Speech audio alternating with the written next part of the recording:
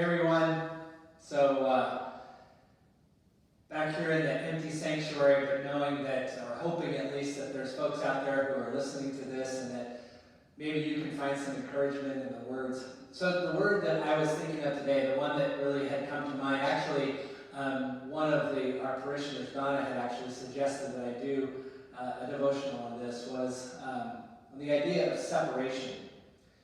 And clearly we're all dealing with that at this point right now. I know for some, in fact, some of our senior adults who are living in assisted care, your experience of separation and isolation may even be greater than for many of us. But I wanted to say a word about this verse, but I wanted to talk about why separation and isolation, I think, is so difficult for us. You see, the fact is, this comes right from the very fabric of who we are as God's created beings. Because you see, right at the very beginning of the creation story, we see over and over again after God creates that God declares what He has created is good. It is good. The water, the skies, the animals, it's all good. But there's one place in that creation story where God says this is not good.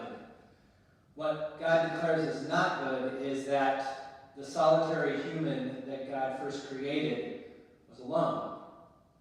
And so a part of that creation was for God to make a companion, someone else, someone who was not only like that first human, but also in the image of God. And so God created the second human. And in that moment of creation, that was what brought wholeness. You see, we were created to be in relationship with one another. And when we aren't, it hurts. And we feel incredibly lost.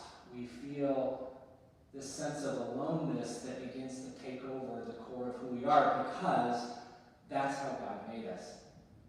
So when you're dealing with this, I know sometimes you can begin to feel that sense of can I ever find this companionship again? Can I ever experience the closeness? Can the separation, or will the separation ever finally end?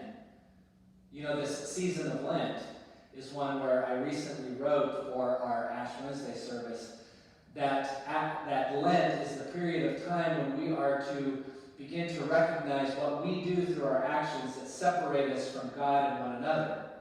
You know, when I wrote that at the beginning of this season, I never imagined that this idea of separation from God and from others would take on this new kind of meaning for me. Now, we know that even in temporary times of being separated from each other as a family of faith, God does not leave us, and there is nothing that can truly separate us from God and the love of God that we find in Jesus Christ. You see, this was what the Apostle Paul told the church in Rome. As he was talking to them, he wanted to assure them that God was with them at all times and through all things. It was a hard lesson, or it was a hard concept, I think, for some to understand, but this is what Paul wrote. He said in Romans chapter 8, he said, "What then are we to make of all these things?" Not sure what he meant by all these things, but maybe we know what we hear now. He said, "What are we to make of all these things? If God is for us, who can be against us? He who did not spare his own son, but gave him up for all of us, how will he also not give us everything else? Who will bring a charge against God's elect? It is God who justifies. Who is it who will condemn? It is Christ who died. More than that, who was raised to new life and is at the right hand of God, who intercedes for us." And then he asks, "Who then will separate us from the love of Christ? Shall trouble or hardship or persecution or famine or nakedness or danger or sword?" Maybe we'll add, "or virus"? No. In all these things we are more than conquerors through him who loves us. Then he says these words, for I am convinced that neither death nor life, nor angels, nor demons, neither the present nor the future, nor any powers, neither height nor depth, nor anything else in all creation will be able to separate us from the love of God in Jesus Christ our Lord. So right now we experience a time of separation. We experience a time of separation from our friends, perhaps from certain family members.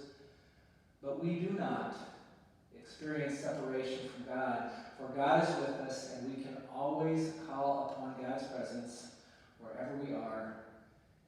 And the prayer and the hope is that God will make himself known to us. So hang tight, love yourself, love one another. Don't forget the phone still works. Emails still work. Find ways to connect with others.